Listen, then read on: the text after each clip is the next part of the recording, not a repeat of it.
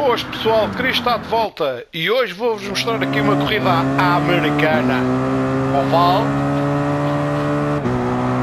mas a ideia mesmo, quer dizer, não era para ter o Mercedes, mas pronto, era mostrar o ronco. Acho que este carro é o carro com mais motor, um ronco espetacular.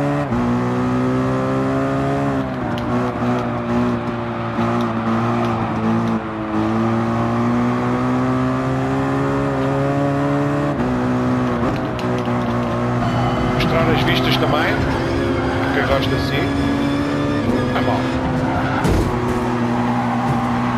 Para mim é mais esta. Ou então, para toda a gente ver o carro assim. Depois carrega-se aqui para trás e depois espanta-se contra a parede. Os carros são muitas vezes vistos de frente, mas quando a gente carrega normalmente depois dá merda. Aqui assim não. Eu vou subir outra vez. Deixa lá isso. Vou dar aqui para que eu gosto. Porque assim isto, eu gosto de divertir, mas quando ganho também aquilo era suposto ser para travar. Enganei-me então.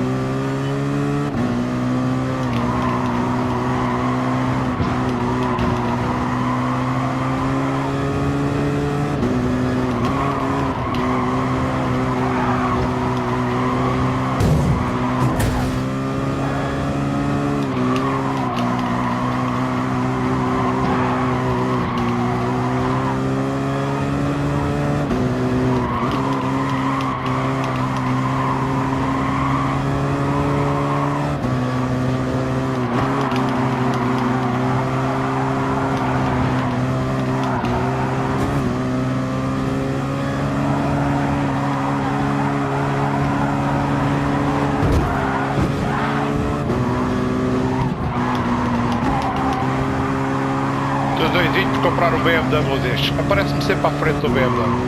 É há dois, há um azul e um branco. São sempre os carros que estão à minha frente. Estou doidinho por ver aquilo, mas tenho que fazer créditos para comprar.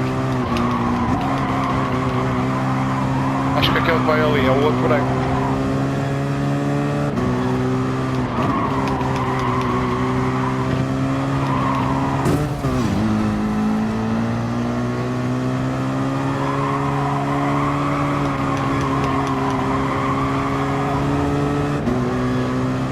Se eu não tivesse andado a mostrar as vistas, possivelmente tinha ganho isto, assim, fica em segundo.